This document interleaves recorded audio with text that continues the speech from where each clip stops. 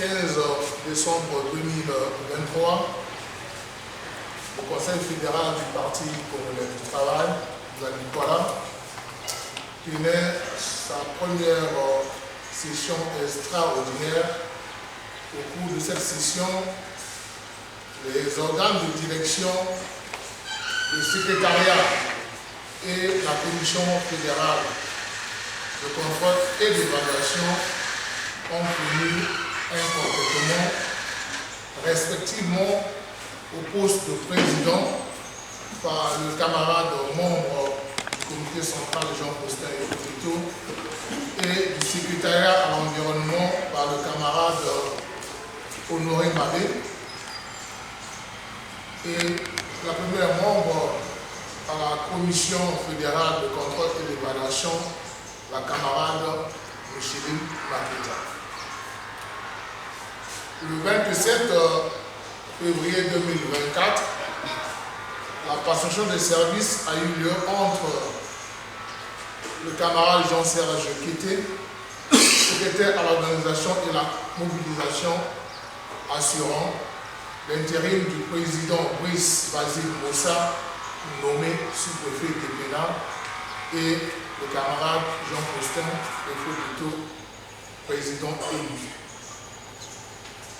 Aujourd'hui, 5 mois après le complètement des organes de direction, le secrétariat du Conseil fédéral se fait le devoir de vous présenter les activités menées et en projeter celles de l'année en cours. Voilà pourquoi le présent point de presse se tient pour édifier l'opinion départementale sur la vie du Parti congolais du travail dans la Nicolas. En 5 mois, le secrétariat du Conseil fédéral a axé son action sur 1. Le suivi des activités des élus. 2. La restitution des conclusions de la 5e session ordinaire du comité central. 3. L'organisation des réunions des organes du parti. 4. La commémoration des journées du 8 mars et du 18 mars. 5. La tenue de la 2e session ordinaire du Conseil fédéral. 6. Le recouvrement des cotisations statutaires et extra-statutaires. 7. L'animation des plateformes sur les réseaux sociaux. Nous allons focaliser notre point de presse sur le point 5, à savoir la tenue de la 2e session ordinaire du Conseil fédéral qui a été un haut moment qui a permis au Conseil fédéral de se doter des documents de travail et d'expression, lesquels vont orienter notre action en cette année 2024, à savoir le programme d'activité 2024, l'esquisse de budget 2024, le rapport de la Commission fédérale de contrôle et d'évaluation. Cette session, donc la 2e session ordinaire du Conseil, a permis aux 78 conseillers fédéraux venus des 7 districts du département de la Nicolas et de la commune du Fondo, sur les 141 attendus, d'adopter un programme d'activité qui se résume en 4 objectifs généraux qui sont 1. Conserver le pouvoir. 2. Dynamiser le parti. 3. Renforcer les relations avec les partis amis nationaux et le mouvement associatif. 4. Suivre l'action publique. Ce programme d'activité a également 8 objectifs spécifiques, à savoir 1. Participer à la gestion du pouvoir et assurer le suivi de la mise en œuvre du projet de société de son Excellence Denis Sassou Nguesso. J'ai cité ensemble, poursuivons la marche. 2. Renforcer l'autorité du parti. 3. améliorer le fonctionnement du parti. 4. Renforcer la visibilité du parti. 5. Promouvoir la solidarité au sein du parti. 6. Autonomiser les finances du parti. 7. Renforcer les relations avec les partis amis nationaux. Et enfin 8. Renforcer les relations avec le mouvement associatif. Notre programme d'activité englobe 38 activités dont le plus grand nombre est contenu dans l'objectif spécifique numéro 3, à savoir l'amélioration du fonctionnement du parti.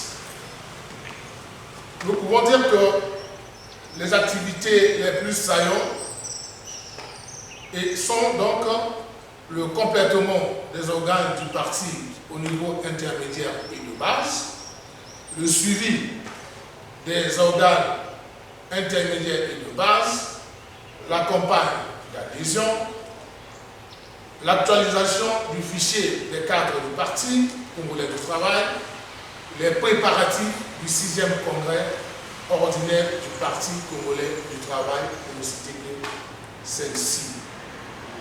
Toutefois, le plan statistique, le Conseil fédéral du Parti congolais du travail de la Nicolas compte 65 827 membres, dont 31 537 femmes et 37 290 hommes repartis dans 8 conseils de comité, 8 secrétariats des conseils de comité, 8 commissions locales de contrôle et d'évaluation, 253 sections de quartier et de village, 2374 cellules de quartier et de village, dirigées par un conseil fédéral de 141 membres, duquel sont issus un secrétariat du conseil fédéral composé de 11 membres et une commission fédérale de contrôle et d'évaluation de 5 membres. Malgré la non-structuration des organes de la force montante congolaise et de l'organisation des femmes du Congo au niveau de notre département, les départements de la jeunesse et de la condition féminine s'étaient dotés des coordinations départementales, lesquelles ont mené des campagnes d'adhésion dont les résultats à ce jour sont les suivants. Pour l'organisation, pour la force montante congolaise, 1165 jeunes, dont 476 filles et 689 garçons. Pour l'organisation des femmes du Congo, 3133 femmes et 45 organisations féminines. Pour mener ces activités, le secrétariat du Conseil fédéral s'est heurté à quelques difficultés dont les plus récurrentes sont l'insuffisance des moyens financiers, le démembrement des organes au niveau intermédiaire et de base, le manque de personnel permanent, le faible taux du paiement des cotisations statutaires et extra statutaires, la sous-animation et la sous-administration des organes intermédiaires et de base, la non-maîtrise des statistiques par les organes intermédiaires et de base, la non-structuration de l'organisation des femmes du Congo et la force montante congolaise. En dépit de ces difficultés énoncées, le secrétariat du Conseil fédéral du Parti congolais du travail s'efforce, tant soit peu, à coordonner l'action du parti dans le département de la Loire. Pour ce faire, j'invite chaque animateur, à quelque niveau qu'il soit, à prendre conscience, dans l'animation du parti, dans l'unité, la cohésion, et ne laisser personne au bord de la route, car le Parti congolais du travail n'est pas un bien individuel, plutôt notre instrument de combat pour des victoires plus grandes, pour le bien-être du peuple congolais en général et des populations de la Nicolas en particulier. Je vous remercie.